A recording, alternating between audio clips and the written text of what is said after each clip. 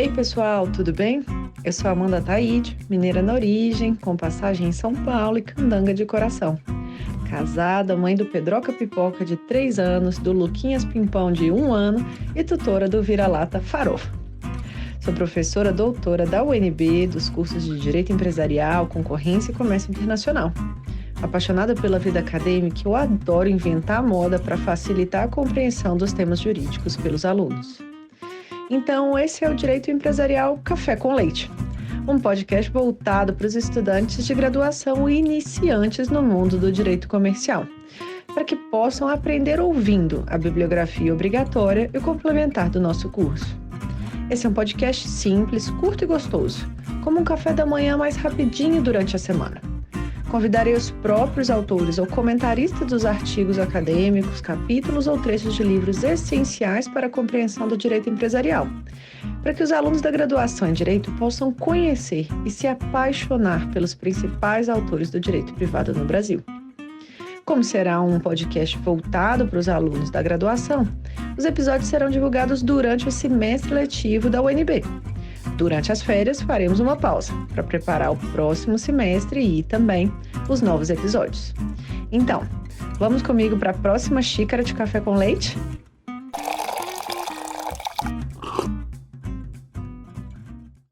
A nossa xícara de café com leite de Direito Empresarial de hoje vai tratar de um dos artigos do professor Henrique Araque, intitulado Massa Crítica Societária, Estudo sobre a Estabilidade da Sociedade de Pessoas, publicado na revista de Direito Bancário e do Mercado de Capitais, justo agora, em março de 2021, ou seja, está saindo do forno.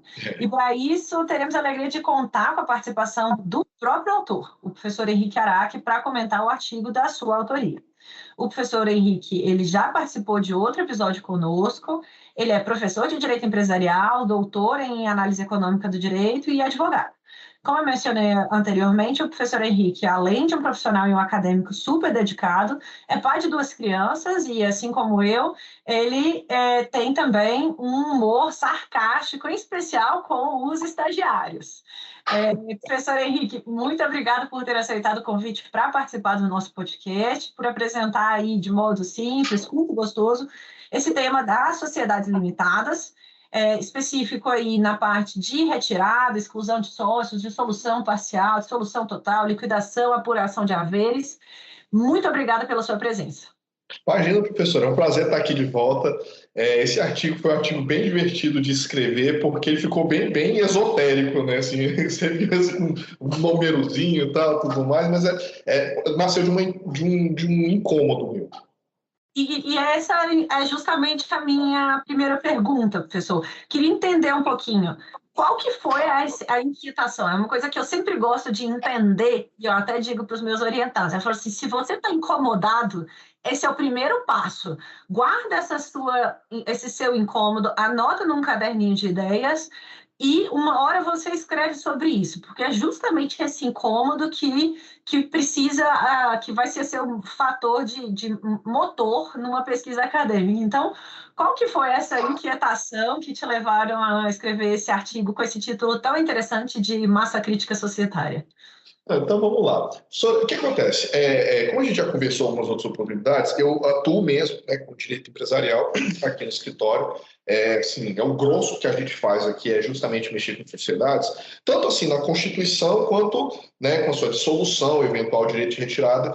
E o que eu notei é que, assim, principalmente depois de uma mudança jurisprudencial já consolidada, já está classificada no Superior Tribunal de Justiça, no nosso CCJ, eu tenho notado uma tendência que eu achei muito deletéria, que é fundamentalmente o seguinte: olha, você vê assim, as pessoas não levando tanto, não querendo ficar na sociedade, né? E eu fico pensando, poxa, que é um negócio meio interessante, que vai até contra aquela questão de o risco do empresário, tal. E o que eu observei é o seguinte, que a gente tem existe uma razão histórica, existe uma razão funcional mesmo, da gente ter sociedades, entre aspas, de pessoas, e sociedades em tudo pecúnio, que são mais voltadas para o capital. E o que eu observei, e assim, que na verdade nem eu observei, né, Fera? Assim, o que a gente observa nos nossos estudos é que as sociedades de capital, elas são feitas para durarem muito tempo. E elas se defendem muito bem contra, por exemplo, sócios que não querem mais fazer parte daquela sociedade. A relação sociedade com sócio, ela é bem interessante, né? Já evoluiu para a gente reconhecer a sociedade não como um objeto para atender ao interesse do sócio, mas sim que ela própria, no centro de interesse individual, importante na nossa economia e que deve ser preservada. A gente tem a nossa própria lei de recuperação judicial aí explicitando isso, né, quando a atividade é produtiva. E o que eu observo é que a sociedade de capital ela está mais protegida para poder durar muito mais tempo do que a sociedade de pessoas.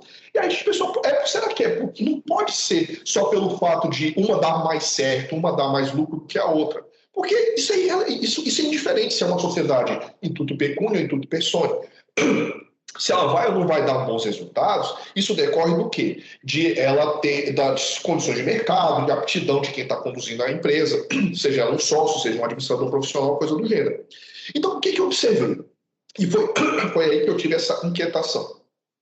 Será que uma sociedade, ainda que ela esteja dando lucro, ainda que ela esteja crescendo, ainda que ela esteja dando excelentes resultados,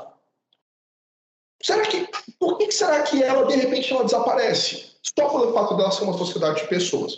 E aí o que eu observei, aí eu modelei isso, né? O que eu observei foi o seguinte, independentemente de qualquer coisa, uma sociedade, né, da qual você é sócio, da qual você está participando, assim, na média das situações, elas têm um risco empresarial muito grande, fica de cara. Comparativamente com outros investimentos, seja de grandes companhias de capital aberto já bem consolidados ou mesmo fundo de investimento, o risco é muito maior. Tudo bem, mas o risco é maior, mas o retorno também é grande. Eu falei assim, ok, mas se isso fosse verdade, em algum momento, assim, jamais eu sairia. Por que eu vou sair de uma sociedade que está crescendo e está me dando cada vez mais lucro? E aí, o que eu postulei foi justamente o seguinte, porque isso acontece. Quando a sociedade é muito grande, normalmente o sócio ele fica tentado a sair.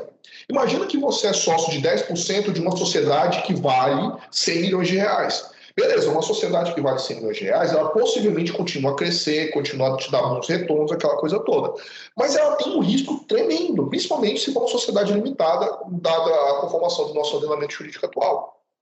E aí eu pensaria, o que eu prefiro? Eu prefiro continuar sendo sócio de 10% de uma sociedade grande como essa de 100 milhões de reais, ou pegar meus 10 milhões, aplicar no fundo de investimento que paga 1% ao ano e ter uma renda líquida de 100 mil reais por mês, sem risco. Ou melhor dizendo, para não dizer sem risco, com o risco mais básico possível, o risco da própria economia, em vez de o risco de um setor. Estando numa empresa, eu estou correndo risco trabalhista, tributário, o risco da estabilidade do próprio setor. Estando no fundo de investimento, eu corro risco sistêmico apenas. Então, essa foi meu incômodo. E aí o que a gente percebeu é que justamente existe um ponto teórico, né, que é a massa crítica, a partir do momento em que cruza o retorno que aquela sociedade me dá, apesar de ser o retorno esperado que aquela sociedade me dá, apesar de continuar sendo alto, passa a não compensar o risco em comparação com o retorno esperado de um investimento mais seguro. E aí eu tenho a tendência de querer trocar. E aí, como é que eu posso trocar? Ou eu tenho que sair da sociedade. Tem duas maneiras básicas de eu sair da sociedade. Ou eu vendo a minha participação com um terceiro, que isso é indiferente para a sociedade, né, porque eu só estou trocando cotas por dinheiro com um terceiro, ou a forma mais agressiva para a sociedade, que é exercendo o direito de retirada. E por que mais agressiva? Porque a sociedade é obrigada a pagar as minhas cotas. E na sociedade de pessoas, dada a atual jurisprudência do STJ, é direito potestativo. Eu saio a hora que eu quiser e a sociedade que se vire para pagar. E aí o que eu mostro no artigo é que nessa tendência, quando eu saio, eu aumento o risco daquela sociedade quebrar, reduzo a capacidade dela de gerar lucro e estimulo mais ainda os demais sócios a saírem. Na prática, o último que fica, apaga a luz, paga a conta.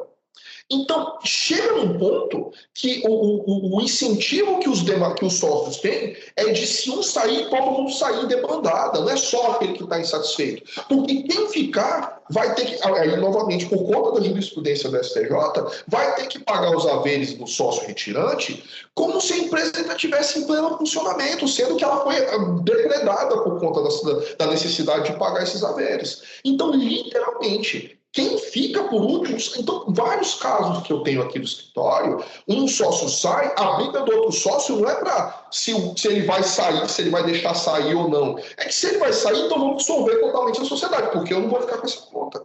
Ou seja, ao criar esse direito potestativo, eu acabo tornando absolutamente instável uma sociedade que não teria razão de ser, porque a gente tem regras, principalmente nas sociedades limitadas, que limitariam esse exercício do direito de retirada. Entretanto, por conta do uso, na verdade, na minha opinião, do abuso do instituto da Fex Societate, se é que ele ainda é necessário, dado as reflexões que o professor Adamec e o professor Erasmo Valadão já colocaram, o abuso desse instituto levou a essa situação absurda. Inclusive, nós estamos não apenas contentes de carregar isso na sociedade de pessoas, estamos levando também para a sociedade anônima de capital fechado. Ou seja, na prática, a gente está desestimulando o surgimento de novas instituições, de novos empreendimentos que precisam de um tempo maior de maturação para poder dar lucro, para retorno para a própria sociedade, lato sensu. Então, essa foi meu incômodo, essa foi minha inquietação. Por que uma sociedade que está dando lucro, os sócios saem? Isso é contrassensual, só que não é.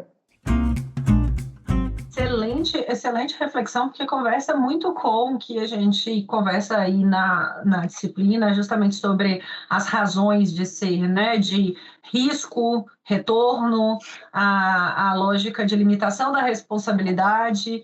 E eu queria entender aí um pouquinho, então, a sua visão sobre as principais dificuldades, nessa mesma linha que você já mencionou, professor, sobre retirada e exclusão de sócios. Como que acontece, especialmente, né, em sociedades de menor porte, em que eventualmente tenha um bem, a gente tem um bem que compõe ali o patrimônio da sociedade, né? Então, conversando com o nosso outro episódio, por exemplo, como que vai funcionar uma eventual retirada ou uma eventual exclusão de sócios, que é um tema que a gente ainda não abordou? Seria o caso aí de uma dissolução total? Vai chegar numa dissolução parcial? E se você puder avançar também um pouquinho sobre a diferenciação entre a chamada liquidação e a chamada apuração de haveres. Claro, sem problema nenhum. Então vamos lá, vamos pegar esses dois primeiros, retirada e exclusão. Um deles é voluntário. A iniciativa parte do próprio sócio. Eu não quero mais fazer parte dessa sociedade, eu vou me retirar da sociedade. O outro parte da vontade da maioria dos outros sócios. Existe um determinado sócio que, por conta de um ato ou um fato extremamente grave, né, compromete a continuidade da sociedade. Isso é colocado nas sociedades que isso é possível, né, nas situações que isso é possível, é colocado em votação e esse sócio é excluído da sociedade. Em ambos os casos, eu quero que se perceba que não é uma situação voluntária para todas as partes. Não é como um contrato de compra e venda de um carro, onde eu falo, eu quero comprar esse seu carro. Você fala assim, 50 mil reais. Eu falo, fera, pago esse preço. Alguém pode questionar, Henrique, mas você pagou caro. Não, mas você vendeu barato. Eu falo, não importa. Eu achei que valia, ele achou que valia, nós chegamos a um acordo, podemos estar errados, mas foi uma situação combinada, foi um livre combinado. Quando o sócio se retira ou quando o sócio é excluído, a sociedade, no primeiro, o sócio se retirou, a sociedade não necessariamente concordou com esse ato. Quando a gente exclui o sócio normalmente não concorda com esse ato, não necessariamente está concordando com esse ato. Então, de cara, a gente já tem um problema que não há um encontro de vontades. Mas tudo bem. Voltando para a analogia do carro. Quando você apresenta um carro para me vender, eu vou analisar, vou avaliar, vou ver o que eu vou fazer com ele e tudo mais, e vou dar o preço que eu acho que ele vale, né? Preço versus valor. 50 mil reais. Você pode ou não concordar. Não, 51, não 49. A gente vai chegar num ponto em comum. Mas que eu vou pagar do meu bolso para o seu bolso. A gente tem um encontro de vontades. Se a gente não chegar a um combinado sobre o preço, nada vai acontecer. No caso do direito de retirada e da exclusão, a gente não tem um combinado. Por quê? Porque no dia de retirada eu não queria que você saísse, no dia de exclusão você não queria sair. Seja como for, você vai sair, seja porque você quer sair, seja porque nós queremos que você saia. E aí a gente tem o problema da apuração de haveres. O que são os haveres? Quando você é sócio de capital, ou seja, você faz uma contribuição de capital para a sociedade, você tira um dinheiro do seu bolso e aplica na sociedade, recebe em troca cotas ou ações, você tem direito a participar dos haveres, que é o quê? É aquele pedaço da sociedade que é seu. Então, se você, no início, você botou 10% do capital social, você tem direito a 10% do que a sociedade vale. Tanto é que se eu estou vendendo esses 10% para o terceiro, ele está comprando pelo que ele acha que vale 10% da sociedade. Mas está tudo certo aqui. O problema é que a gente tem, quando eu estou fazendo uma cessão de cotas, uma compra e venda de cotas, nós temos um interesse meio que convergente, no sentido de, olha, se eu falar um valor muito alto, você não paga. Se você falar um valor muito baixo, eu não te vendo. No caso da retirada e da exclusão, você que está saindo, você vai querer jogar o preço lá em cima. Eu que vou ter que pagar, eu, sociedade, que vou ter que pagar, né, porque eu vou ter que te restituir, reembolsar pelo valor das cotas que você está devolvendo, você está deixando de ser sócio, você está entregando para a sociedade, você vai receber dinheiro de volta. Eu tenho interesse de botar o preço mais baixo possível. Só que eu não tenho nenhum estímulo para subir, você não tem nenhum estímulo para baixar. Por quê? Porque o negócio, esse ato jurídico vai acontecendo, esse negócio jurídico unilateral vai acontecer, não importa a opinião de qualquer um deles. Então a gente vai ter que fazer o quê? Em vez de utilizar a apreciação do mercado, a gente vai ter que arbitrar o valor desses haveres. E aí que começa a confusão. Porque se você falar que, olha, esses haveres valem R$1 milhão, eu falar que vale R$100 mil, um perito vai ter que dizer quanto que isso vale. Eu quero que vocês entendam o quão difícil é isso. Se fosse possível mensurar quanto uma empresa vale, assim, de forma crível e perfeita, não tinha bolsa de valores. Porque todo mundo ia falar assim, não, evidentemente a Petrobras está muito cara, ninguém vai comprar. Isso é absolutamente subjetivo. Mas tudo bem, faz parte. Só que aí o que acontece? Nós temos uma jurisprudência do STJ construída que o sócio que se retira tem direito de que seus haveres sejam apurados a valor de mercado. Só que qual que é o problema disso? Isso está lá no artigo.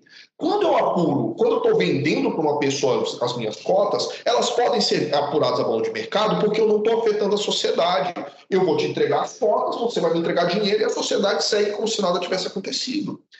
Quando eu vou reembolsar as suas cotas, seja porque você foi excluído, seja porque você está se retirando, quem vai ter que pagar para você é a sociedade. Agora eu quero que você pense o seguinte, que foi a proposta da professora Amanda. Suponha que a gente é sócio de uma fábrica só. Essa fábrica vale R$10 milhões. Você é sócio de 50% dessa fábrica. Eu não tenho ninguém. Imagina o que significa uma fábrica que vale 10 milhões ter 5 milhões em caixa, em dinheiro parado para poder te pagar. Esse dinheiro não está sendo reinvestido, esse dinheiro está ali. Não está sendo utilizado para renovar o parque industrial, não está sendo utilizado para contratar novos empregados. Ele só está lá parado, isso não existe. Então, se eu tiver que te pagar 5 milhões de reais, ou a sociedade vai ter que pegar dinheiro emprestado, o que aumenta o passivo dela, aumenta as obrigações dela, compromete o fluxo de caixa dela, ou ela vai ter que vender alguma coisa, o que também compromete o fluxo de caixa futuro dela, porque compromete a capacidade produtiva dela. Não importa, o que eu for te pagar vai afetar a sociedade. Então eu não posso ter os seus haveres calculados com base no valor atual da sociedade, porque no momento que eu te pagar, essa sociedade perde valor.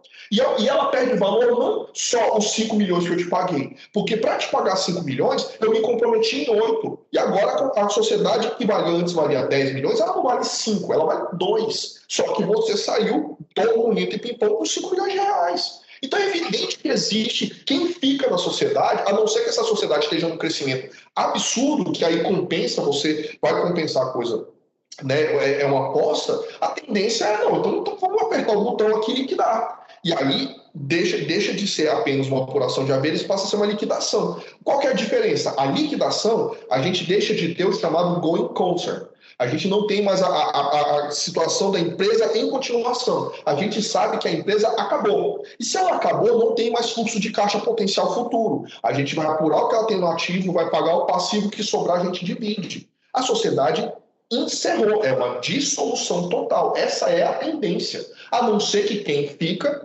aceite o risco de ficar com essa dívida tremenda, porque você passa a ser credor, um dos credores da sociedade, para tentar dar sequência.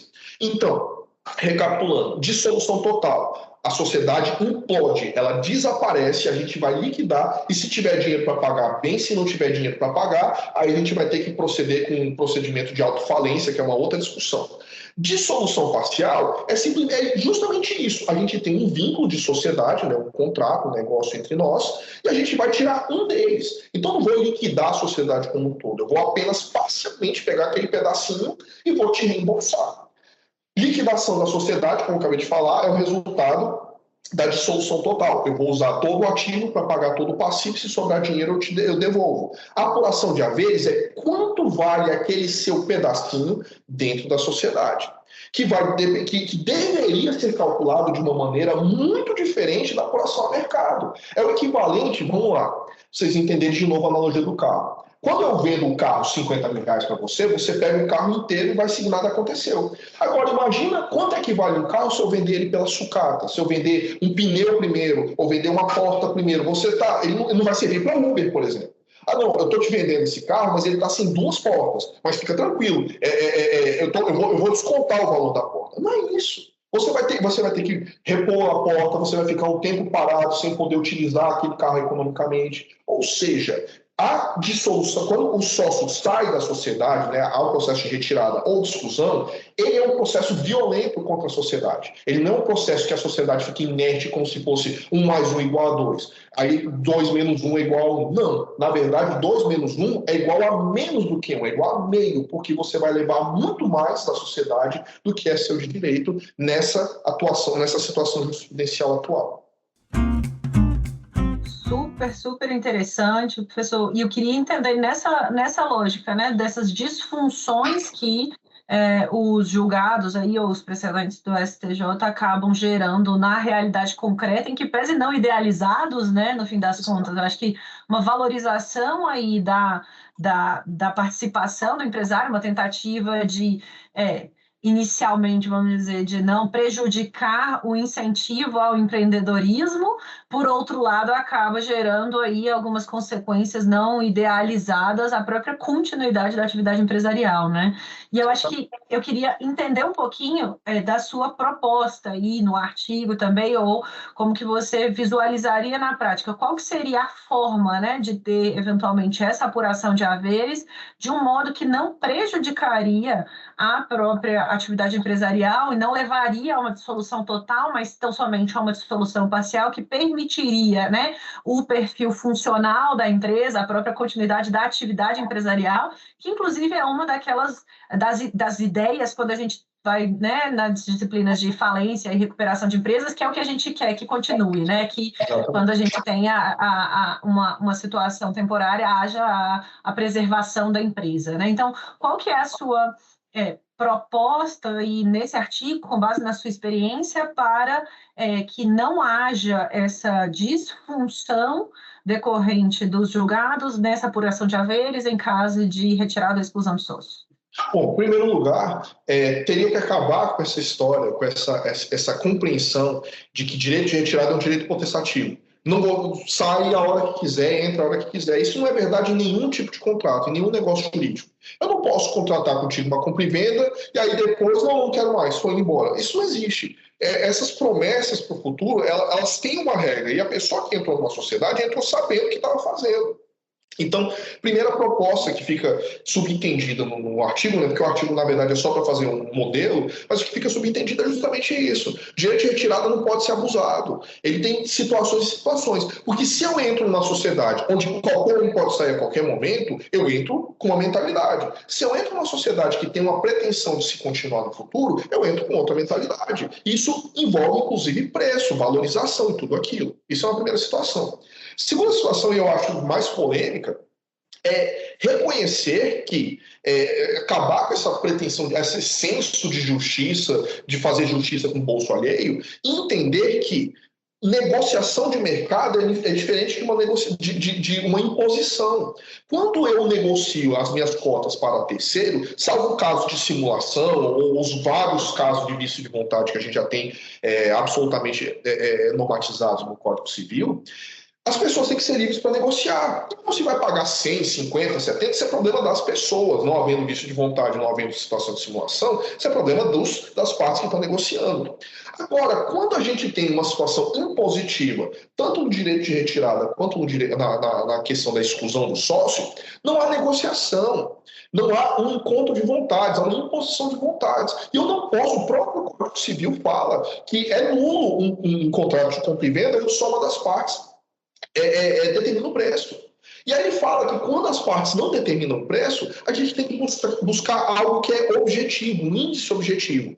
Na Bolsa de Valores, a gente tem a própria apreciação lá, que fica muito mais fácil. Mas em empresas que não são, sociedades empresárias que não são negociadas em Bolsa, a gente não tem como ter esse índice. Então, qual que é o melhor substituto do ponto de vista objetivo? Infelizmente, é o patrimônio líquido. Tinha que ser o valor patrimonial, ainda que ajustado pelos valores históricos, aquela coisa toda, que eu não vou entrar dentro desse detalhe contábil, mas assim, seria o patrimônio líquido. Mas o aviamento da empresa, eu falei assim, não, sim, meu caro, mas assim, aviamento é uma coisa, é uma qualidade que igual eu acho bonito e você acha feio. Eu acho que vale, que potencialmente vale 100 milhões, você acha que vale 70 milhões. Em que pese a gente traduza essa avaliação por meio de cálculos, fórmulas, auditáveis, etc., todo mundo que atua no mercado sabe que ao cabo e ao fim é um eu acho e você acha. E eu acho e você acha, a gente não consegue resolver para chegar num ponto em comum, a não ser em negociação. Numa situação impositiva vai valer quem tem mais força, isso é muito complicado.